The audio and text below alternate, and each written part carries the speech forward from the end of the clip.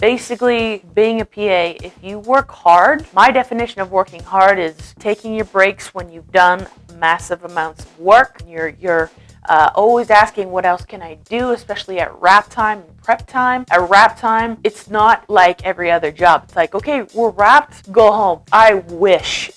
No, when we wrap, hypothetically, let's say we're in a studio, you're going to need to go and clean up all the garbages, because there's tons of garbages, and that's usually what you're in control of. There's garbage everywhere. Make sure that's collected together. If there's messes, clean it up for tomorrow, or if you're moving. That's another thing too. If, let's say, you're in the studio and you're going to be back in the studio the next day, then it's not that big of a wrap, because you're going to be coming to the same place the next day.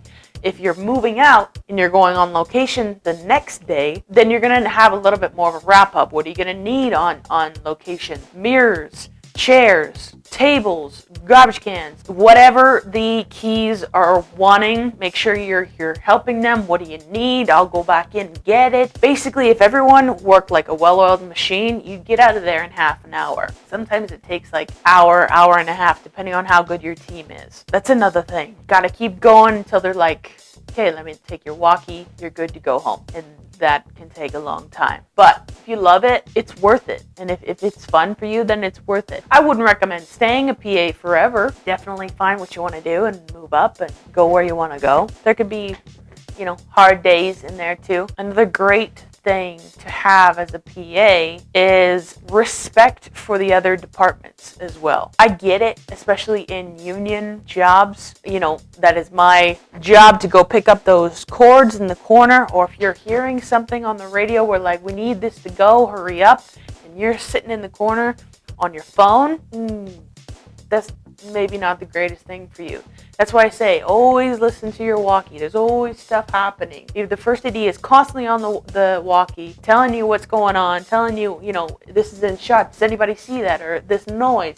Anybody know this noise? Can we look after that? Be instinctive and be like, okay, yeah, I think that's coming from over here. I got it. It's all good. Or if another department, this is what I mean, another department is struggling, they can't find something, it's always good to help out, because this film cannot be done with that specific department alone, or our specific department alone.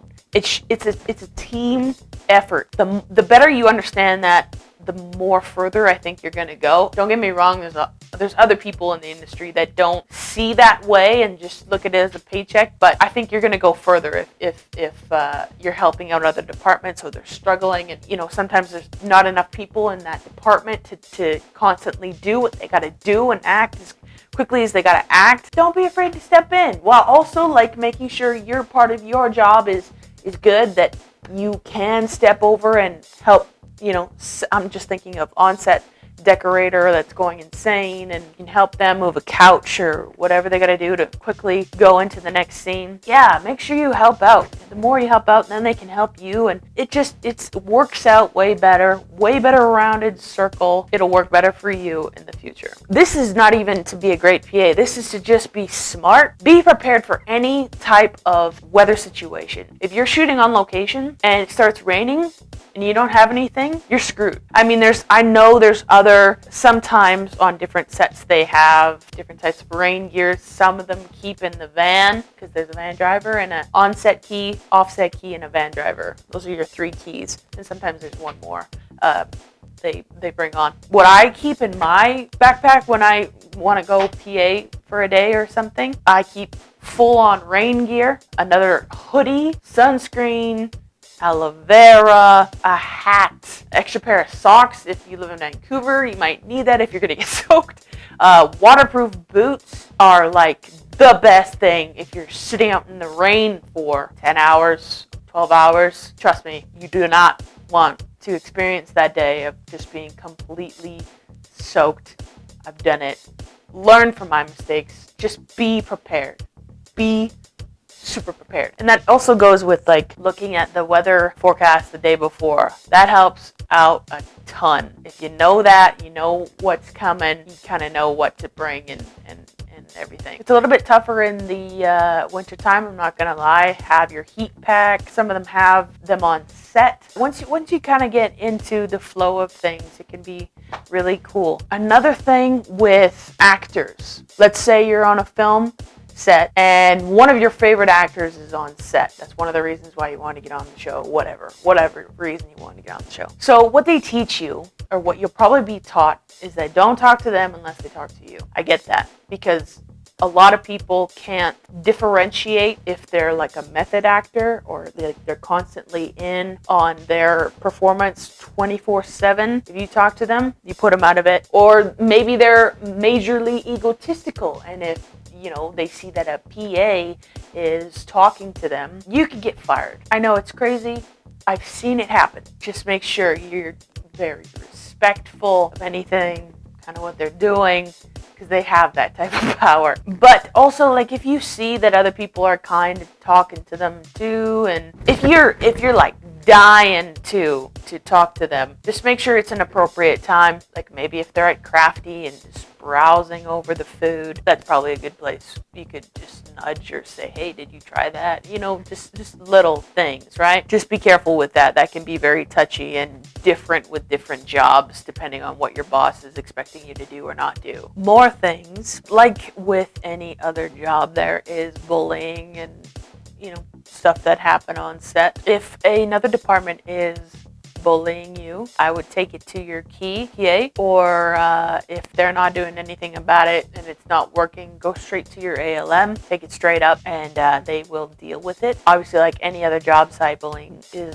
not tolerated. Keep that in mind as well, because it's almost reality bullying. A little bit of bullying is going to happen almost everywhere you go. It's very rare that you get a good place or a good set. Sharing stuff on social media. You'll usually have a contract at the beginning of every set that you can read, and it usually tells you what certain things that you can't do and can do on that set. Some sets, very rarely that I've been on, say, yeah, post as much as you can. We want all the social.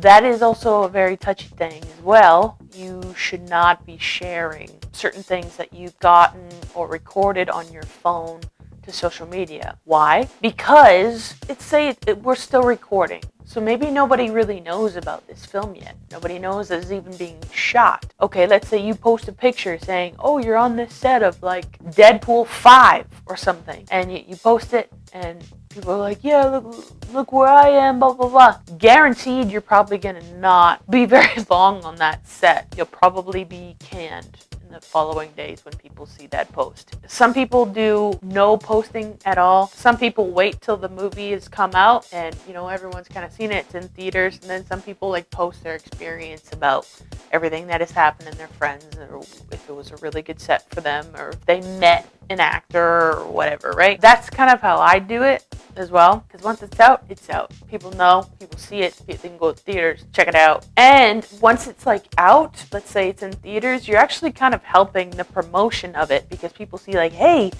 for example, hey, Loren was in that film. Hey, that's kind of cool. She got to meet this person and this person. Hey, maybe we should go see that in theaters. Boom, you're helping out the marketing of the film. That's the way I look at it. A lot of people do that. Some people don't do that. I like film, so I like posting about it. Okay, I think that's basically it, because this was more of an explanation of what you're going to run into. Don't be intimidated also to talk on the walkie-talkie. It's a part of your job.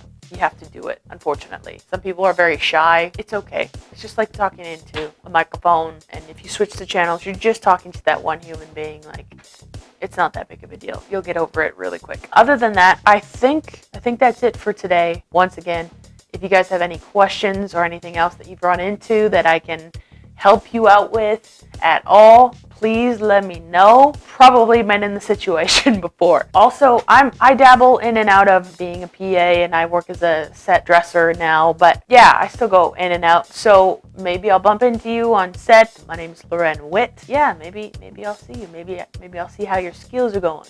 Hopefully this helped you at least a little bit. If any of you are green and are trying to get on set, hopefully this helped you out a little bit. I wish you the best of luck and work hard. I believe in you. You can do this. Okay, peace out. If y'all liked what you just saw, please like and subscribe and click on any of the new... It's boring. Click on any of the links below. There's plenty of more to come. Enjoy. Everything is here for you guys.